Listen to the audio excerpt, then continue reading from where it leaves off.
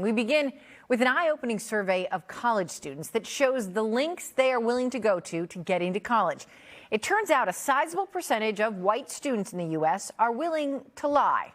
According to a survey by Intelligent.com, 34% of white students in the U.S. who applied to colleges or universities falsely claimed to be a different ethnic group than they really are on their applications.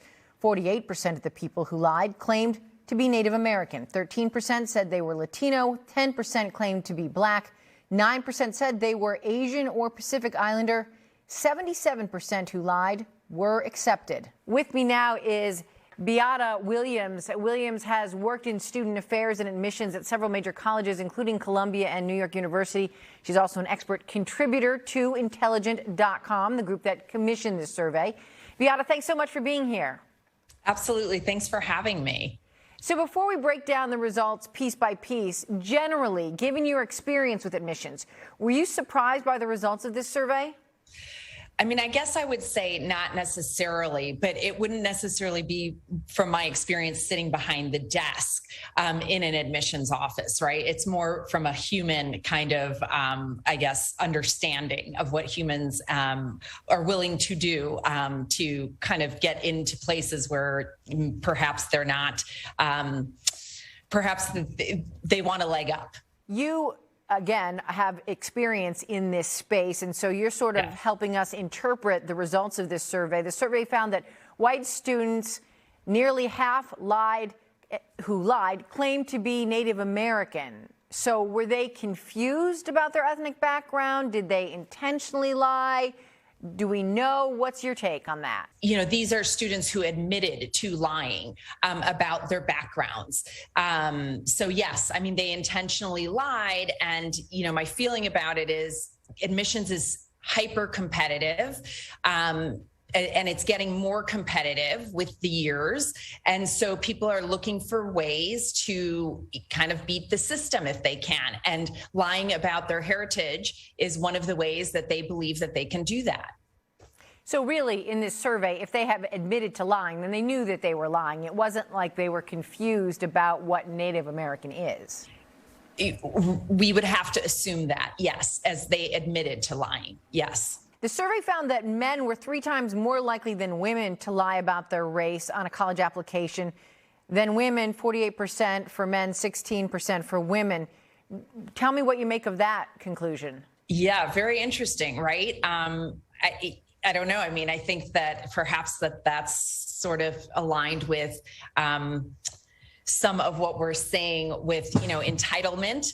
I can't really say, but that would be maybe my opinion. It is very interesting. Or perhaps it's just, you know, that maybe white men don't necessarily or do get away with more than other races. I don't know. Do the students who lie and have admitted to lying, do they have remorse? And are they successful, bottom line? Do we know that? In education, right, the role is not to investigate student applications, right? There's definitely checks and balances in place to kind of minimize, you know, cheating and lying on applications, but they're not foolproof. So as educators, I mean, the role is really to educate students, not to necessarily, you know, double check and triple check their backgrounds.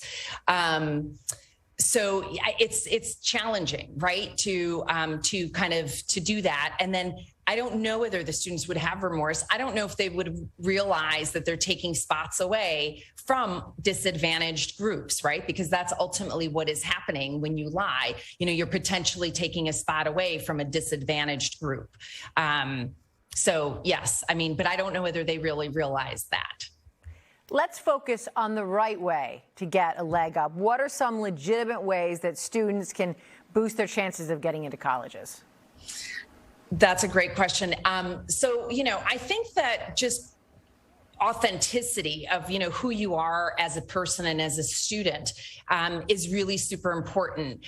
But not only that, you know, the college process is really, I mean, it starts very early, right? So everything that students do, I personally, if you're talking about undergraduates, day one of ninth grade is really, really important to kind of, set the tone for where you're going to end up. If college and if college admissions are really important to you, right? So I just think starting off on the right foot in ninth grade, super important. And, trying to find enriching opportunities, being involved in extracurriculars, challenging yourself with classes, all of that is really important. And, the beauty of the U.S. colleges is it really is a very holistic application process. So there should be more than one way for students to get in, right? It shouldn't just be about grades. It shouldn't just be about, extracurricular activities. It shouldn't be about sports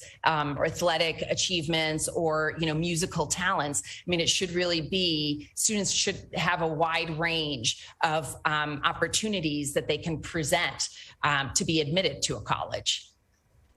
You made the point that educators are there to educate, not really do background checks. But if we're seeing that this many people are lying, shouldn't there be some checks so that the right students get the help they need?